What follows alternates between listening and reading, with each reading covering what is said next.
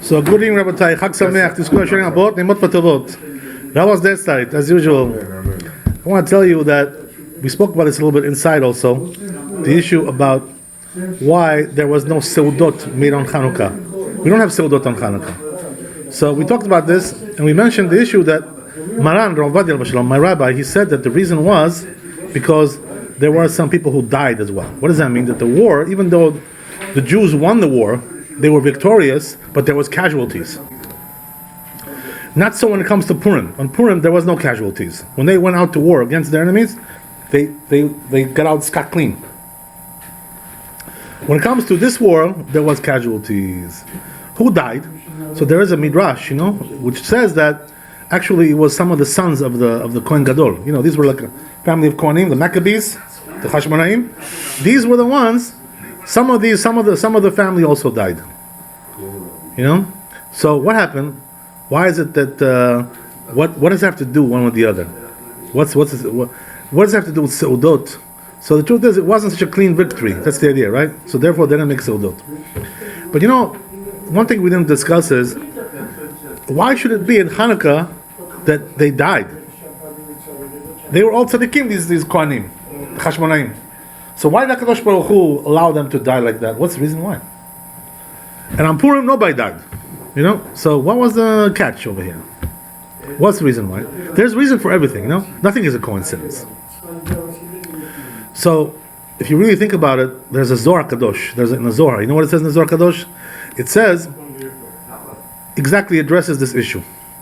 But not talking about this case at all. It says in the Zohar Kadosh, what happens is that when a tzaddik lives in a place where there's over there Rashaim, Rasha Rabbi, Ubedu Rabbi, So what happens is sometimes they kill the tzaddik in order to give kapara to the people. Kaprat avidas, That's the idea. So what happens is, this is the reason why they say there's something in Pirkei Avot regarding this. There's a story that one rabbi, Rabbi Yehuda ben Nicosia, that's his name, right? How do you remember all his names? Repetition. Practice makes perfect, right? So what happens is that Yehuda ben Nicosia, some guy comes up to him, it says in Pirkei Avot like this, a story like this. Tells him, he says, Rabbi, he says, which town are you from? So he tells him, I'm from this town, it's a big town of Sofrim. What does that mean? Big rabbis over there, big chachamim. So he tells him, this guy probably was a wealthy man. He tells him, he says, Rabbi, he says, you know what? Come to our town, live over there, and we'll give you all the money you want, we'll make you rich. We'll give you riches and wealth and happiness, everything. All you got to do is just move into our town. So the rabbi answers like this, very unusual answer. He tells him, if you give me all the riches in the world, I won't come. I don't care if you give me $1 billion, I'm not going to come. I'm not coming to you. So they asked him why. What's the reason why? So the rabbi says, because I don't want to live in a town. I only want to live in a town with tzaddikim. I live over there in a town with Sofrim, with Chachamim, with Tzaddikim. All of them are rich, educated in Torah, learned, and very religious. So he says, I don't want to live in a place like that. So tells him he refused to go with him. So I know already what you're going to say. I can already see from your face what you're going to say. But I'm going to talk about that. Okay. But why? What's the reason why? So he says, you know what? Because when you go live a place like that, when it's not so religious over there, it's not so chachamim, not so much chachamim. What happens is that it influences you. You get influenced negatively. You go down, right? Exactly. There's a down curve, downward curve. So what happens is he says, I'm going to lose my olam haba. What does that mean? All they give you in this world, when you go to the next world, the only thing you take with you is not your cars, your possessions, your riches. All you take is the Torah and mitzvot. Answer my question. You know what I mean? Yeah, I will. Okay. But this was the answer they gave. Okay. Now you answer my question. So he says that's the reason why I don't want to come to live with you. But the truth is that it's very problematic, this Pirkei Avot, and this is why you're giving me those faces, right? Very problematic. And I'll explain to you why. You already know why, but I'll say it in Of course. Right? Common language, right? Folk language, right? Folk, right? So what's the problem? Number one, the problem is that the truth is, if you look in the book Chovot Levavot, it's a very famous book. It's a Musar book, ethical work in Torah. So it says over there that the greatest thing that a person can do is to to give the lazakot, right? To give to uplift people. Okay. Nothing greater than that. What does that mean? That Judaism, the whole object of Judaism is not to make yourself great, but you also have to influence others as well. You have to give off that, that scent, and give it to others as well. If you're just doing it for yourself, this is very bad. It's very selfish.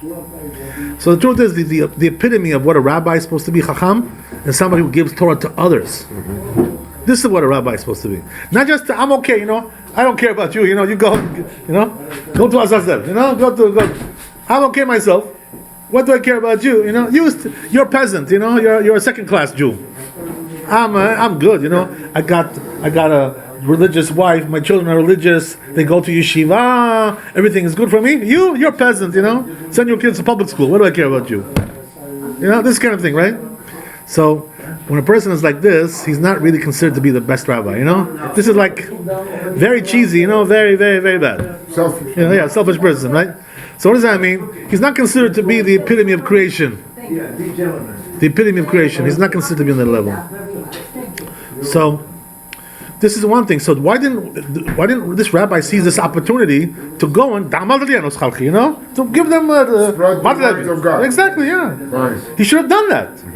It's a very obvious question. So also there's another question, which is that, what's so wrong with going to live in a place like that? In other words, why did he told him, he said, listen, I'm going to give you all the riches in the world, $1 million, $1 billion. What? It's not worth it to go for that amount of money? You can open yeshivot, you can open kollels, you can write, you can publish books, Torah books. Yeah, exactly. Yeah. So isn't it worth it to go for that amount of money? Right? I bet you that any rabbi today would take that deal. I said, what? Why did this rabbi didn't want to take the deal? What's the reason why? How was that started? What's the reason why? So, what's the answer to all these questions? You know what the answer is, right? Exactly what the Zohar Kadosh says. Until I saw the Zohar Kadosh, I didn't understand his Pirkei Avot. What this guy was really afraid of is that what he knew that when he's going to a place where there's not tzaddikim over there, they're not so religious over there, it can harm him. He's in danger over there. Okay, we went over there. That's the idea. Understand? But again, so, he's not a good rabbi. But you know what it is? You have to understand what that means. When you go over there to a place like that, you are in mortal danger. Why is that? Because the sins of the Rashaim, of the sinners over there, are gonna damage you. What does that mean? You could be punished for their sins, and you could be rewarded for their uplifting. Absolutely, that's also true. Okay, let's go. But it's like you gambling, rolling the dice, If you are strong enough, maybe yes, maybe no. Is strong right. enough, you would go. But the truth is, Zohar Kadosh says, to be honest with you, says Zohar Kadosh, you shouldn't do that. You shouldn't go to a place like that of sinners. Okay. Don't go to a place with sinners. So we have to understand how this works out. There's a lot of dichotomy over here. There's a lot of contradiction here. You know what I mean? Have to settle this whole issue. So how do we settle it? What's the settlement? The settlement is like this. The truth is, right, that a person who goes into a place of Rashaim, he's in danger. On the other hand, if he lifts them up and gives them Torah, he's a big hero. Yes. Nobody like him, right? So then, what's the problem? The problem is like this, right? That this rabbi, apparently, this was what I told downstairs. We had it on Shabbat, some Divrei Torah. I think you were there, maybe not, maybe yes, whatever. Anyway, we went some Divrei Torah downstairs. We had one Shabbat. Yes. So I answered over there. This was my answer. The answer is like this. The answer is that this guy, he identified that this man who was telling him to come and move over there, he wasn't doing it for the right reason. You understand? In other words, he could see this guy's character. His intention was not to bring him over there to spread Torah, or to open yeshivot, to open kollels, this kind of thing. No. So what was his intention? His intention was, we need like a good luck charm. You want to be our good luck charm? We need like somebody. You have to be the fall guy for us. Take our sins and give us kapara. Go kapara for us. He must have identified that this guy, his intention was not good. In other words, he knew from his wisdom, this man, he was a wise man, obviously. He was a big Tana, big man. So therefore, it must be Otherwise, the Pirkei Avot wouldn't teach this thing, right? There's something you would learn from Can there. I ask you a question? Yeah. Was Yosef a big tzaddik? Yosef. Where did he end up? Where did he end up? The Mitzrayim. Before he sold the Yeah. grain. Yeah. Okay, I read it today. He told the Mitzrayims twice. First time when the Mitzrayimites came, or Egyptians came to him, they said, give us grain, sell us Yeah. grain. He said, no, until you don't say, thank God. Get rid of your idols and say, thank God. Mention the Hashem's name. Yes. They refused. They refused Yes. to buy. They refused to get it. Second time they went to him, they said, give us grain. He said, no problem, would love to serve you under one condition. Circumcise yourself. That's what my midrash says. I don't know about Yes. Yeah, of course. This is all true. Yeah. everybody circumcised themselves.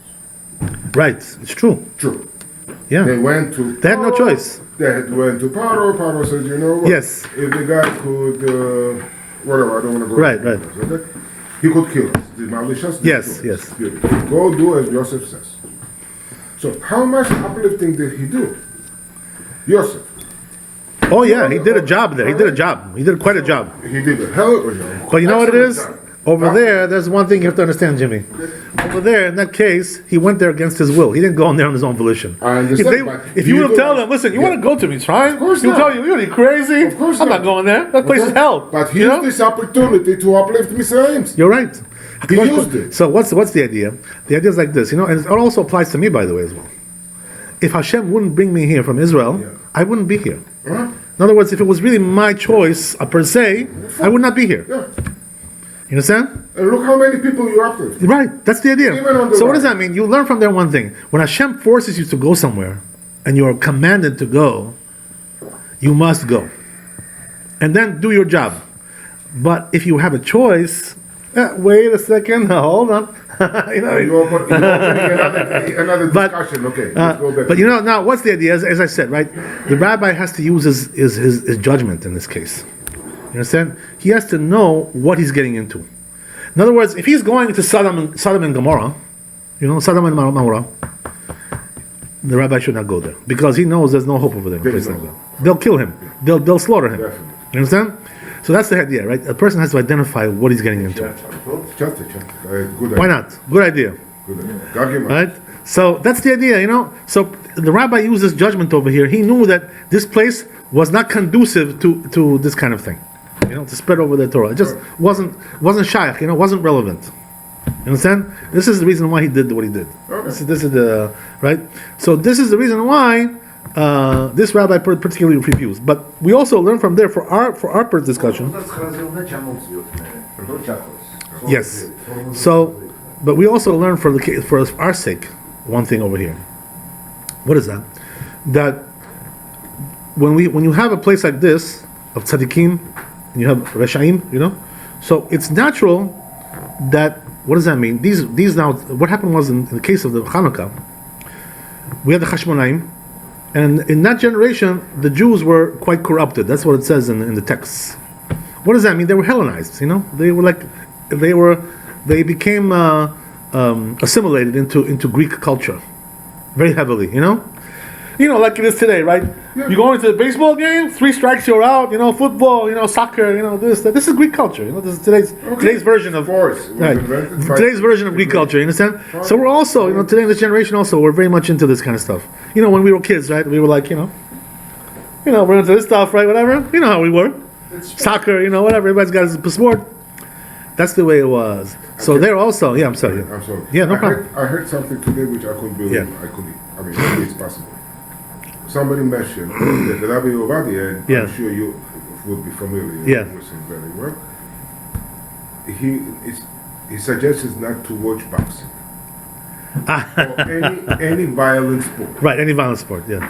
Is this Except wrestling.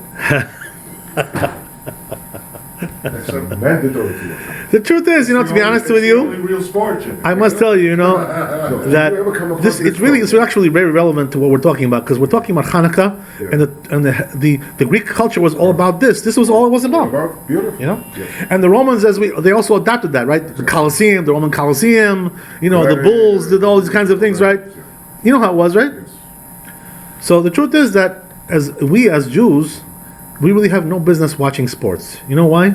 Because it's a waste of time, basically. You're wasting your time. You know what I mean?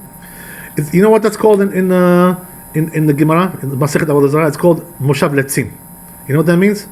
Like you're like sitting there, wasting your time. Couch potato. Basically. With your remote control. Yeah. Let me see this. Let me see that. Let me see this. What are you getting from that? Did you grow from there? You got something from there? You benefit from something? It's what I mean? It's competition. It's entertainment. That's what it is. It's So the Torah doesn't really regard entertainment so well. You know why? Because for us, entertainment is supposed to be Torah. You know what I mean? We're supposed to be occupied with Torah. As a Jew, we have a higher standard to adhere to. That's the idea. A goy, can sit there and watch his football, his baseball, because he doesn't have Torah. But we have Torah, so we have to, What about fishing? Can we go fishing? The truth is that if you want to eat that fish, that's like, it's no problem, because... But not for sport. Also, if you want to play baseball, or if you want to play football, it's very good. Why? Because you're exercising. It's a mitzvah to exercise. You know what I mean? No problem to exercise. But the problem is when you're watching, you're not getting nothing from that. But can you play the sport yourself and with friends or whatever, or with neighbors or whatever, just for the sport aspect? The truth is, that a religious Jew will look at that as like a mitzvah. What mitzvah am I doing? I'm keeping my body in shape. That's the way he'll look at it. But not for sport purposes. No, not because you should win, or win, or some kind of like that. Have victory, not like because you should enjoy by not coming. Okay, it's an interesting point, but also, right, I think he's trying to emphasize what he's saying is that when it comes to violence, also there's an issue there, because there are some people who are violent by nature. So when they see violence, it also inspires them to be violent. There are people like that.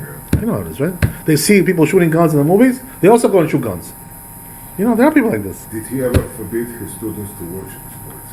The truth is that we don't even have to talk about him. It's in the Shulchan Aruch. This thing. It's the Shulchan Aruch. My question is very specific. So what is it? You don't need Rav Ovadia. You don't need Rav Ovadia to tell you something which is in the Shulchan Aruch. You understand? That's the idea. You have to understand that as a Rabbi. Rabbi Ovadia forbade. Doesn't surprise me because it's in the Shulchan Aruch. He cannot permit you something which is in the Shulchan Aruch. Did you ever hear him? I personally didn't hear. That's what I wanted to hear. But that doesn't mean anything because for sure if he agreed with that because nobody can argue with the Shulchan Aruch. So that's it's a given. He made some. I read about it. He made some controversial remarks. Yes, he's made also remarks and also controversial rulings as well. In halakha, some controversial things, but all of them very big classics. Like Blackmore. They're all classics. Believe me when I tell you. What about music? I mean, you love music. You listen to music. The rabbi also loved music. Allah Shalom. He was a big music fan. He was big time. So listening to music. He was a big time music fan. So listening to music is not a waste of time. No, not a waste of time because it gives you happiness. It gives you simcha. The prophets used to listen to music in order to get into a good mood and then get prophecy. So this is something which is very much into Judaism and music is very much together. Even though there are also some rules there are some rules. Yeah. But as in general, music is considered to be very conducive to all kinds of things. Has to be done in the right way, the right purpose, right time. Everything has its own time and purpose, and whatever. So getting back to what we said, now we understand, right? Why did the Hashmonaim, some of them die? The reason is because the generation was wicked, so they died as kapara for the generation. And this is the reason why in Chanuka it wasn't such a great victory altogether like it was in Purim. In Purim nobody died. In Chanuka people died, there was casualties because of the sins of the generation. This is the idea. Any generation that was not sinful or wicked? I'm sorry? Is there any generation that wasn't wicked? You know what it is? It's just like there's different levels, different intensities. Different, there's different, very, very, very much different. But the truth is, there were some generations which were very high level. For instance, right? I'll tell you, like they say, the Moshe Rabbeinu was the highest of them all. Nobody like them. Also it's before the golden calf or after the golden calf. The whole thing, the whole history, right? Even with the golden calf, they were still much higher than everybody else. You know what I mean? Because they didn't really worship the calf. It was only the Erev Rav. There was only 3,000 people. They killed them. They didn't really worship the calf. The fact that they condoned it, it was considered to be a sin. They condoned that. They didn't object. They were scared. But yeah, it doesn't make sense. Yeah. There were 3,000 people, and here there's 600,000 people. right. Who the numbers are on their side? What are they afraid of? Yeah, it's very interesting what you're saying. But what it is that they killed already two people. They killed the Hur, and they killed another guy as well. Right. So what happened was that Aaron was next in line. right, exactly. Yeah, he wasn't. They threatened him. They said, if you don't do what we say, we're going to kill you. So people got scared. They were scared. You know what it is? That's the way it was. There was a big fright over there. I mean, it was not like Shimon and Levi. It was 3,000 people against 600,000. Right, but you know what it is? They still got scared. The problem is like this: you would be right if those people were all on that side, but they were complacent. That's the problem. Understand? They were not really so adamant and determined. They're like wishy-washy. Yeah, that's the idea. That's it. No. And this is the reason why they got punished. Because of not because they actually worshipped the calf, but because they condoned. They let it happen. They allowed it to happen. That's the idea. Okay, whatever. Good. Very good. So this is the reason why they died. That's the idea. Now, right, talk about a little bit about issues of Hanukkah. Give you some interesting ideas, right? First of all, there's an issue like this. When is a person supposed to light the candles of Hanukkah? So we discussed inside that a person is supposed to light like 15 minutes after the sun goes down. That's what we said. So the truth is, that there are some there are some rabbis who asked me questions about this. What's the question that they asked? They said, but the luchot, the calendars that we have here in this area, they have like an interesting way of doing this. They don't calculate according to minutes. They calculate according to degrees. What does that mean? The truth is, right, that when it comes to the coming of night, there's two opinions. When does night occur? One is the Geonim, right? The Geonim said it occurs 13 and a half minutes after the sun goes down. That's night. According to Rabbi Tam, it's 72 minutes. These are two different opinions. There's a lot of rabbis on this side, there's a lot of rabbis on that side. It's a big, machloket. Okay. So, the interesting thing is that there are some, nowadays, right, you'll find some people who are saying, not like this, not like that, something in the middle. What does that mean? They say it can't be that it's like 13 and a half minutes. Because why? What's the reason why? Because we live in a place, first of all, it's like northern hemisphere. It's more north latitude than Eretz Israel. So what does that mean? The horizon is different, and therefore it takes longer to get dark. If you go closer to the equator, it gets dark faster. The further you go away from the equator, it gets dark slower. If you go towards the North Pole, it can be light there like almost all night. It gets very extreme, right? You know that.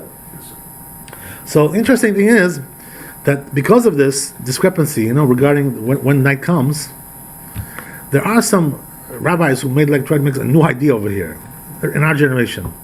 What's the new idea? They say that it cannot be really minutes. You know why? Because of all these discrepancies that we talked about, and also it changes with the seasons as well. What does that mean? That when we talked about 13 and a half minutes, we're talking about the fall and the spring, September and April, right? So that's the idea, right? But when it comes to the winter and the summer, so then no, because the sun shifts, to different locations. It rises in a different place, all throughout the seasons. So what happens is that basically there's something called the equinox, right? What is the equinox? That's when the day and the night are equal. 12 hours day exactly, 12 hours night. That's in the fall, as we said, in the spring. So they say that applies only to the equinox. But when it comes to the fall and the summer and winter, no, that doesn't apply, because there the calculation is different. The day gets longer, the day gets shorter. That's the idea, right? So therefore they want to say that there's a uniform way to do this in order to avoid all these problems. What's the way? They say that instead of doing minutes, calculating by minutes, so we should calculate, by degrees. What does that mean by degrees? They want to calculate when the sun is at a certain angle from the earth, right? In other words, it's about to come up, the moon, let's say, the sun, whatever, right? It's about to come up. So they want to calculate that this 13 and a half minutes, which the rabbi said, the Geonim, it really means 16.1 degrees before the sun comes up to the earth, the surface of the earth, to the horizon. Because that's the way it comes out in the middle, as we said, right? Equinox here, right? And also in the Middle East, in that area, comes out like that. When it comes to northern areas or southern areas, when it comes to the winter and the summer, so instead of doing minutes, since this can be changing all the time with the seasons, so therefore we should do degrees. Why is that? Because every time you have the sun a certain degrees away from the surface of the earth, so that means there's a certain degree of darkness because of that, a certain degree of darkness. And they say this is the way to calculate. So the rabbi asked me, one of the rabbis, he says, aren't you concerned about that? Why do you tell people to do the minutes? Why don't you tell them to do degrees? So you know what it is? When you do degrees, in Hebrew we call this ma'alot. Degrees is called ma'alot. Right? So what happens is that when you do degrees, it comes out to be a much longer time. This is what it is. So the question was, they asked me, why do you tell them minutes? Tell them degrees, because maybe we should go like that. It's like logical, So I told them, I said, the answer was like this. I said, the truth is, I looked into it a little bit, how they calculate this, and what the reasoning is behind all this. So you know what I found out? This is a joke. I'll tell you why it's a joke. Because the rabbis tell you one thing, it's like this and this and that. You're trying to translate it into something else. You know what I mean? It's like like I tell you, strawberry, sufganiyot, donuts, and you're giving me a blueberry. Excuse me, I'm sorry. We talked about strawberry, You're talking about blueberry. Why are you shifting me over to something else? The rabbis never talked about the issue of degrees. Never talked about that. Did they know degrees at the time? They were actually some of the rabbis were very proficient in astronomy in those days. They knew very well the movement of the stars. Okay. They were very proficient. I don't know exactly if they measured the way we do. Maybe there was a different system, right? But the point is, they were very, very, very knowledgeable about that. They knew very, very well all these movements. But nevertheless, the rabbis tell you something, and they're trying to tell me, listen, no, they didn't mean that. They meant this, It's like, I tell you, listen, go buy from me. Go to the auction and get me a Mercedes, E-Class. You bring me a 5 Series. Excuse me, Yeah, but so you tell me like this. Listen, when you said E-Class, you were talking about a mid-size car, sports sedan. So I bought you 5 Series, no problem. What are you complaining about? So you know what I do? I take a gun, I shoot you. I say, well, excuse me, are you nuts? I told you to get me an E-Class. Did it cost the same? Was that in my budget? Why are you bringing me a 5 Series? Excuse me. Because I thought it's the same thing. It's like they're equal class. These. What's equal class? I told you to bring me this car. Why are you distorting my words? This is exactly what is over here as well. And I don't like, when there are certain rabbis who are not knowledgeable in halakha, they do these kinds of things. They translate one thing into another. They said about minutes here. You're bringing me degrees? What does one have to do with the other? Oh, because it doesn't make sense to you how it works? Too bad. The rabbis told you like that. That's the way it has to be. You understand? So a person has to understand that when you learn halakha, this is one of the things that we learn from Rabbi You have to learn literally what it says. Don't take it like some kind of a game. Oh yeah, but it really meant that. What really meant that? It says this. It says apples. You're doing oranges. Doesn't work like that. You're being like you're being. Your own interpretation. Yeah, exactly. Yeah, this is like Follow. delusional. That's the word. Delusional. You want to be delusional? That's not the way to do halakha. What if you say to Jimmy, you know what? It's okay. The 5 Series is good. I'll keep it. That's fine. Okay, fine. But what? I didn't mean that, right? I didn't want that. What he meant, instead of E-Class, I would get him Toyota Supra. No, even the 5 Series. I mean? I want a Mercedes. I mean? I don't want a BMW. I'm sorry. You like it? You buy it for yourself. What does it have to do with me? You got the idea, right? So this is the idea over here. The idea is that a person has to be true to the simple meaning of what the sages said. You can't deviate like that, and make it into something else altogether. Doesn't make sense to you. That's it. So this is the way. The Rishonim, they all said minutes. There's no such a thing like that. Degrees. No such a thing like that. So therefore, what is the practical halakha? We have to learn that because it affects you. It affects you. Yes, it does. You know why? We talked about this last Shabbat. We always hang around here on Shabbat, right? So David doesn't come. You should come, David. Come, David. I'm serious. Some sleep. What, in the afternoon? Okay. So why do I mention that? Because you were talking about the issue of smoking after Shabbat goes out, right? So I told you do this and do that, But the truth is that the issue of smoking after Shabbat, it actually involves a question as well. What does that mean? That there is a certain time when Shabbat goes out, because once it becomes night, Shabbat is finished. Question is, when is night? So as we said, according to the Geonim, night comes 13 and a half minutes after the sun goes down. That's night. So if the day is longer, we have to do a little bit longer. If the day is shorter, we do a little bit longer, shorter, right? Because it goes according to the halakhic hours. Okay. So there is Rabbeinu Tam 72 minutes. Then we have 13 and a half minutes of Geonim. So now what happens is that over here in this place where we live, they do like 40 minutes. This is what everybody does. After Shabbat. Right. Yeah. 40 minutes, 45 minutes, whatever, 36 minutes. There's different customs. In our temple, we do hour plus.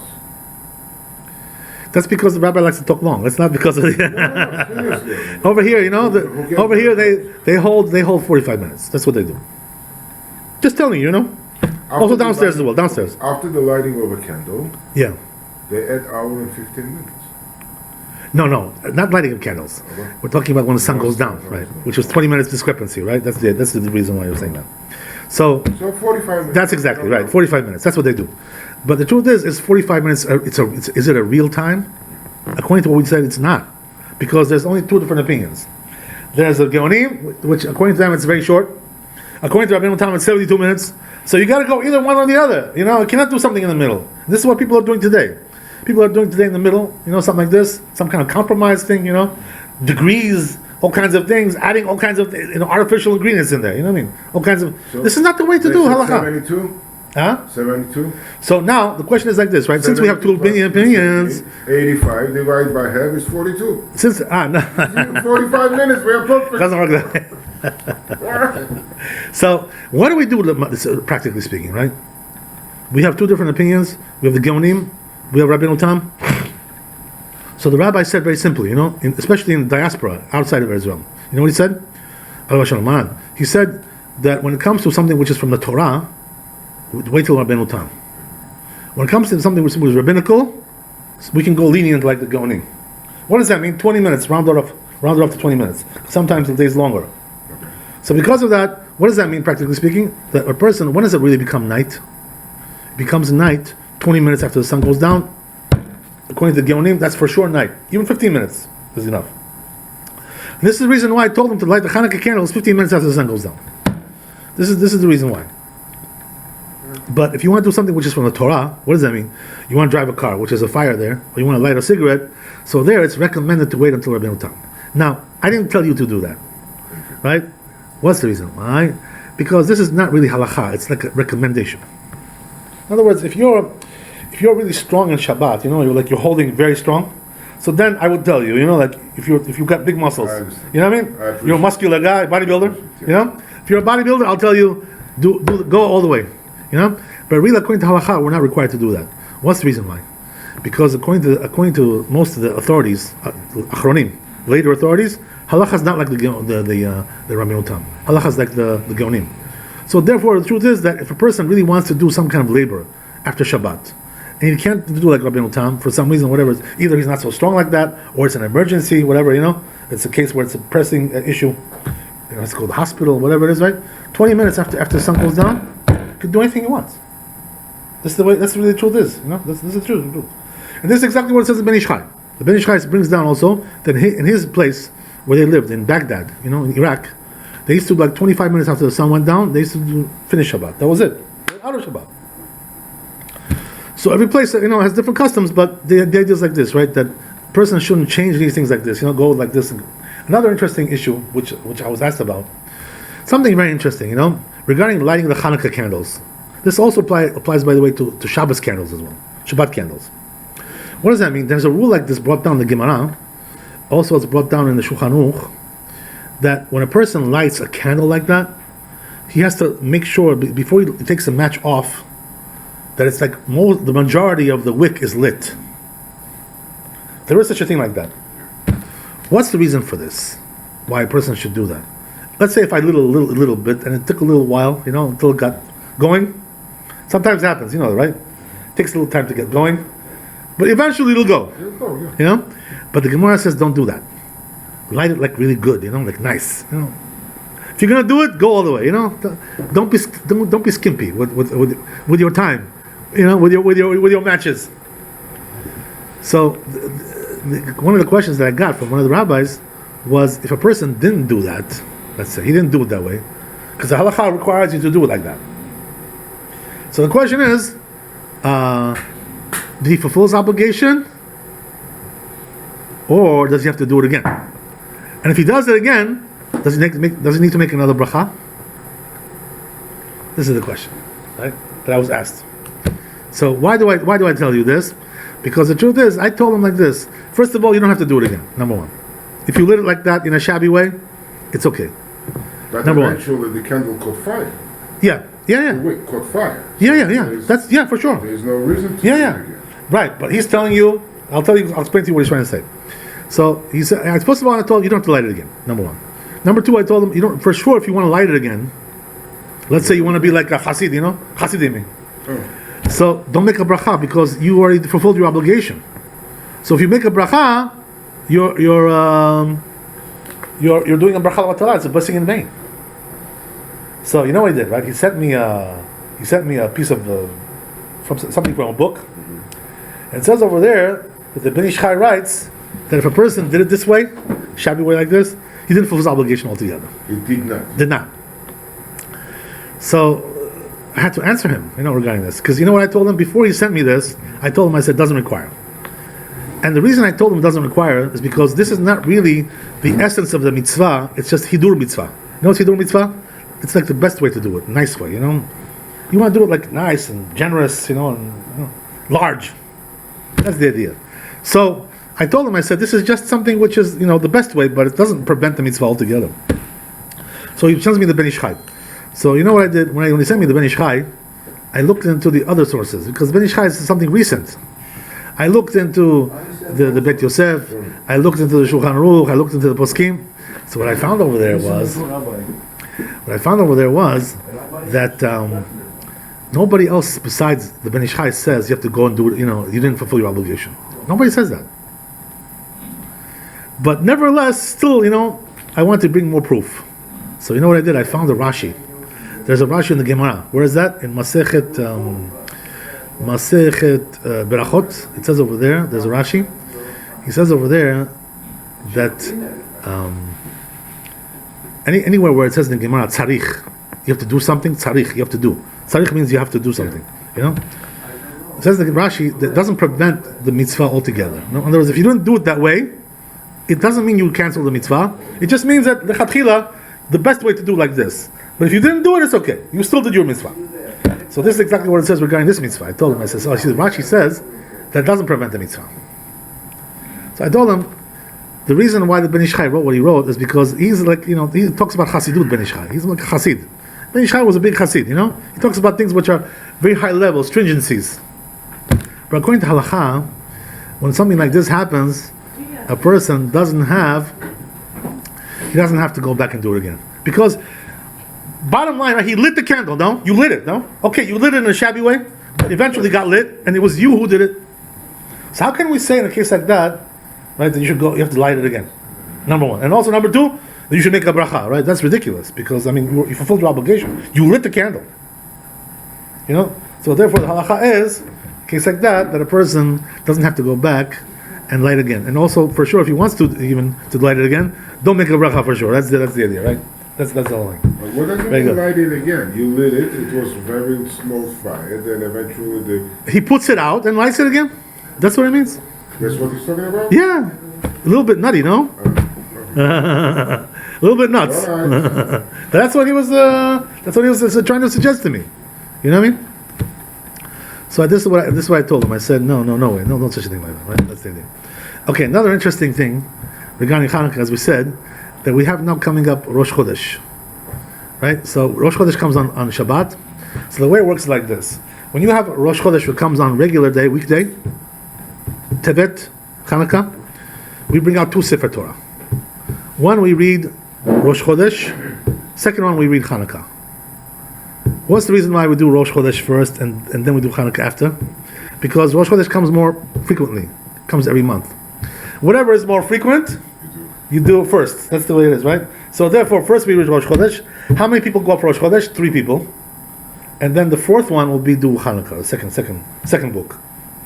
That's the way it works on a weekday. But since this year falls on Shabbat, so we're going to bring out 3 Sefer Torah. That's the idea, right? So what are we going to do? We're going to bring 3 Sefer Torah. One, we're going to read the Parsha Shavua of the week, right? How many people are going to read that? 6 are going to do that one, right? The 7th guy will do what? Will do Rosh Chodesh with the second book, right? That's Mashtim, you're right. What will the Maftir do? He'll do Chanuka. That's the idea, right? That's the way we split it up. 3 books. The interesting thing about this is like this, right? Now make sure you can catch them, by the way. What I tell you now, you can catch them. If they don't do something the right way, you'll be the mashgiach. Yeah. So what's the story? The story is that when you have a situation like this, when you have Hanukkah, Shabbat, Rosh Chodesh, you have to do 3 Kaddishim over here. 3 times Kaddish. Right? This is a paradise for Soso. Right? The Kaddish paradise. That's the idea, right? You know what I'm talking about. So why 3 times? The first Kaddish goes after the 6 readers of the first book. Do Kaddish over there. Everybody? Or just Mafti? No. The one who's reading the 6th Aliyah, 6 Kaddish. he finished the Parsha Shavua. Yeah. He does Kaddish. So that's Shishi. Right. Shishi will do Kaddish. Usually it's Shvi that does Kaddish. But here Shishi will do. Because each book needs a Kaddish of its own. So hold on. You understand? No. There's Hamishi. We know, not Hamishi, Shishi. We have Shishi. Hamishi, then there is Samuch. Right. So right. Samuch is going to do He's going to do Kaddish. You know why? Because he's finishing. He's finishing the whole Parsha. Usually it's not like that. You understand? But since we have 3 books, so we got to make it more concentrated. So what happens is that the 6th guy, number 6, right? He's what is it called? Right, as we said, Samuch. Yeah. Samuch will do Kaddish, and then we'll bring the other book now, second book, right? And that guy will read Rosh Chodesh, and he will also do Kaddish. Number 2. The Maftir will do Chanuka. He also do Kaddish. So we do 3 Kaddishim. So if you can catch them over here, if you catch them, give them a big nunu. That's the idea. That's the way it's done. That's the proper way, the minhag. This is minhag in most places. So this is the way it's got to be done. 3 Kaddishim. Each book has its own right topic matter, as we said. So that's the order of the Rosh Chodesh, right? Another interesting thing which I want to discuss is I have to remember that, whatever. But anyway, when it comes to I want to discuss this, right? That tomorrow is Erev Shabbat, right? So we already discussed in the other lectures how to light the candles on Erev Shabbat, the Hanukkah candles. We said that first Hanukkah candles, then Shabbat candles, right? So Hanukkah candles should be like a half hour before the sun goes down, 4 o'clock, and Shabbat candles like 10 minutes after that, 4:10. This is perfect, right? Yeah. Creme de la creme. Beautiful. So what happens is that that's regarding the lighting of the candles. But what happens is that there's also an interesting opinion which is brought down in some poskim, in the Chida and the Pri Megadim. You know what they say? They say that a person on Friday, like this, Erev Shabbat, Hanukkah, he should first pray Mincha and then light the Hanukkah candles. Right? So now it's a little bit hard for us. Usually what we do is we come to the shul. That's what we do, right? So first we do Mincha, then we light the candles, right? But here it's Erev Shabbat, so the problem is you can't really go back home. So what are you going to do? How do you do it, right? So therefore there are some communities, what they do is they do early Mincha on this Shabbat. They do early Mincha. What does that mean? Like 2 o'clock, let's say, right? 1:30, 2 o'clock, they pray Mincha. Then they go back home and do candle lighting at 4 o'clock. Then they come back for Kabbalat Shabbat and Arvit. That's the way it's done. What's the reason why they do it this way? So the poskim say, some poskim, they want to say that this is the way it was done in the Bet HaMikdash. What does that mean? That the Mincha corresponds to the afternoon offering that they had over there, Tamid, right? Mincha Tamid. The prayer that we do corresponds to that offering. So that offering was done before the Hanukkah candles, right? It corresponds to the lighting of the candles over there, the menorah. So since the Mincha was offered before the menorah, so therefore they say also here you got to do like that. The way it was done in the Bet HaMikdash. This is the reason why. Is this halacha? The truth is it's not halacha. Why is it not a halacha? Huh? You know why? I'll explain to you this because you have to know. Anything which is not really written in the Talmud, doesn't have a source over there, and also in the Rishonim, in the early authorities especially, in Talmud, that we don't consider that halacha. This is just like a stringency, custom, whatever. It's not a halacha. Halacha has to have a basis in Talmud, or at least in the Rishonim, at least that much, right? But since we don't have a basis for this halacha, doesn't say anywhere like that. Talmud, that you have to do like that on Erev Shabbat. Doesn't say. So therefore it's not halacha. So there are some keilot, there are some communities that do it. I probably over here they don't do it. But there are some communities that do it. To the temple, you do it. Right. There are some communities who do like a 2 o'clock mincha. Okay. We don't do it. There are people that do it. I'm sure the Bukharians will do it over there. But Gabriel, 100% sure they will do it. Right? But the point is, since it's not halacha, so therefore it doesn't really hold back the mitzvah. So what does that mean? Even if you didn't do mincha before, you have no problem. Just like the Chanuka candles, then go to mincha afterwards. Since this is not really brought down on Talmud, so therefore it doesn't really prevent us from doing the mitzvah. Right? This is the idea. Very, very, very important to know these little things. Another interesting thing is, they asked me regarding this halacha, I just told you, that they said, what about if your wife was lighting for you? Like you said, you want to do, because you have to drive over. Yeah. So you want to have your wife do it, right? Yeah. Or your son, whatever it is, right? So the thing is like this. Now the question is, does this, what we just said now, apply also if your wife was lighting for you? Because then you're not lighting. So maybe we can do now the other way, right? To switch the order. We can do first candles, and then we can do first candles and then mincha. Because you're not the one who's lighting, so therefore maybe now the order doesn't apply. So what I told them is the truth is that it does apply. You know why? Because your wife, really, when she lights in the house, she's your shliach. She's your agent. She's lighting as an agent, So therefore they say, shlucho shel adam kemoto. This agent of the person is considered to be like him. He's like your arm, extension of your arm. So therefore whatever he does, it's like you. So therefore whatever you're supposed to do, he's supposed to do. So therefore it doesn't really make any difference whether your wife is lighting or your son is lighting or you're lighting. It's the same thing. Okay. So therefore the order still would apply. But nevertheless, since it's not really halakha, it's not really based on Talmud, so therefore a person doesn't really have to be so worried about this. Another interesting thing I want to tell you before we stop, something really shocking, I saw in the Talmud, in the Gemara. We have this something called Daf Yomi that we learn like every day. What does that mean? It's like 2 pages of Gemara. In the whole world, the Jews do this, it became like a big custom already. Every day they do 2 pages. So what happens is every 7 years they finish the whole Talmud, the whole Gemara, from beginning to end. Talmud Bavli. So what happens is, right, that they have, by the way, in many shuls, they have classes. The rabbi gives every day Daf Yomi, people come and listen to it. It's nice, Yeah. So what happens like this, right? Interesting question, interesting issue that comes up over there in the Daf Yomi, which I saw a couple of days ago. Something unbelievable. Where are we now? We're in Masechet Nida, right? It's talking about family purity. So over there, it talks about the issue of when a person dies, lo aleinu, we have to dress him in something. He has to go you have to go with clothing. You can't put him just naked there. You know what I mean? You got to clothe him in something. So the idea, you know what the idea is? That when Tchiyat HaMetim is going to occur, he should get up not naked, he should get up with clothing. This is the reason why we clothe him. It's unbelievable, right? We have to put something on him. Okay, makes sense. Yeah. So the interesting thing is like this. Are you allowed to clothe a dead person with something that a live person is not allowed to wear? What does that mean? Shatnez, right? You understand what the shatnez means? Wool and linen together, right? You have like a sweater, a dublonka, or some kind of jacket, right? Wool and linen. So a person is not allowed to wear that. A Jew is not allowed to wear shatnez. So the interesting thing is that even though a Jew is not allowed to wear shatnez, but you're allowed to put it on a dead person. Once a person dies, you're allowed to put it on him. Right? What do I care about that?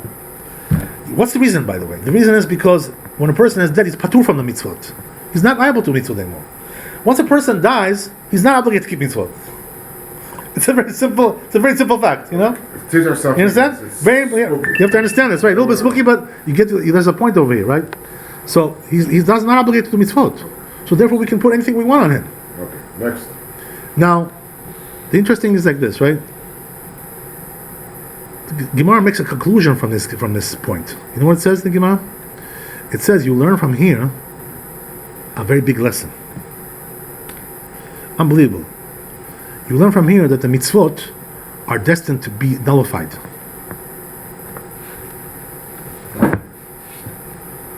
In other words, when it comes to Olam Haba, the mitzvot are not going to exist anymore. Remember we talked about this one time? Okay, Olam Haba, you're talking about the resurrection. Yes. Why not? How do you learn from here that mitzvot won't exist? So Rashi explains over there. You know what he says? Getting up with shatnez already. Oh, there you go, right? The fact that we're putting shatnez on him, he's going to get up. With shatnez, yeah. Therefore, we see from there that the mitzvot will be bottled in Olam Haba. This is a big shocker. You know what I mean? Gemara says this. This is Gemara. This is not my own opinion. You know what I mean? Before we go This is to not some reform rabbi. This is not a conservative rabbi. You know what I mean? This is not a reform rabbi who's telling you this. There's something very deep over here in this idea, which is also brought down on Zohar Kadosh. This idea. What are we talking about? Why did HaKadosh Baruch Hu give the mitzvot to the Jewish people? Right? So the Mishnah says, Ratz HaKadosh Baruch Hu lazakot et Yisrael. Lefichach yibayim Torah mitzvot. You know, we said this, right? Lefichach yibayim Torah mitzvot. Shenemar Adonai chafetz leman tzidko yagdil Torah v'yadir. What does this mean, this Mishnah? It means that HaKadosh Baruch Hu wanted to give a lot of zechut to the Jewish people, a lot of reward. So therefore, he give them a lot of mitzvot. So I can grab this one, and I'll have more reward. The more mitzvot I do, the more reward I get. So, Kadosh Baruch Hu, that's what he wants in this world. He wants to get reward for the mitzvot. But the whole thing is that this is not a permanent state. This world is for that. The next world is to get reward. It's not for getting merits anymore. All the merits you got over here. Okay. The next world you're talking about Gan Eden? Olam Haba. Yeah, Olam Haba, yeah. So it's for reward. Also Gan Eden, by the way. It's also. Gan Eden is also a temporary thing. Right. True. Yeah, it's true. It's true. So it's true. But also there, it's a reward. You know, it's reward. Yeah, spiritual reward. So what are we saying? What are we saying over here? That a person is in this world for a short time. That's why the Pirkei Avot says, "Ha'olam hazeh keprosdor." What does that mean? It's like a corridor. I'm just staying here for a temporary amount of time. In that case, you know? Gan Eden also is a corridor. So I have to, but over here, I have to. The point is, I have to do mitzvot. You know, to accrue mitzvot. Okay. Whatever I had over here, that's what I'm going to have over there. So that's the whole idea. You know, this is the reason why that the mitzvot will be cancelled, because for Olam Haba, the purpose of the mitzvot doesn't exist anymore. Where is this Gemara? Masechet Nida Samech Aleph. It says it right there. I believe you. Right now, for the audience, right? We're saying, right? So interesting idea. Also something also very deep over here. The Zohar Kadosh says something a little bit more deep. Not only the issue of getting reward for the mitzvot, but also it's a way of staying out of trouble as well. What does that mean? That HaKadosh Baruch Hu, he made this world in a way that if a person doesn't keep the mitzvot, he falls into the klipot. What does that mean? He falls into the impurity. And he becomes like a prisoner over there, like somebody who's like imprisoned, get me out of here. The sins imprison him in impurity, in klipot. So says HaKadosh, the only way to avoid that is to keep the mitzvot. That's the only way. Right? So therefore, the sages say in Pirkei Avot, "En lecha ben chorin, ela mi she'osek b'Torah." What does that mean? You don't have a person who's really emancipated, like free, liberated, unless he's working in Torah. What does that mean? When you're working in Torah mitzvot, so then you are free from the Yetzer Hara. The Yetzer Hara cannot grab you anymore. And this is the reason for the mitzvot. The mitzvot keep you out of the Yetzer Hara. They keep you out of the grips of the Yetzer Hara. Because once he grips you, it's hard to get out of there. It's like a headlock, It's like, a bear hug. Can't get out. This is the reason why, right, in Olam Hazeh, we need mitzvot. To stay out of the klipot. Because in this world, it's impure. It's a dirty world. It's a filthy world that we live in. So the only way to stay out is to do mitzvot. You understand? Perfect. Everything halakha. Tick-tock, tick-tock, tick-tick-tick-tick-tick-tick. If you do that, you're staying away from all the problems. But if a person doesn't do it, he falls in. So this is also another reason why in Olam Haba it's not relevant, this thing. You understand? Because in Olam Haba there's no Yetzer Hara. So there's no tumah, there's no impurity. So there's nothing to avoid. This is the idea. There's nothing to avoid over there. There's nothing to run away from. So therefore, this is the reason why the Gemara says, "A mitzvot atidot litbatel." The mitzvot are destined to be nullified. Okay, makes sense. Say amen. Amen. So, אילון עבר, בעזרת השם. ברוך ה' לעולם, אמן, אמן. חג שמח. God Chag bless you. Sameach. Nice job.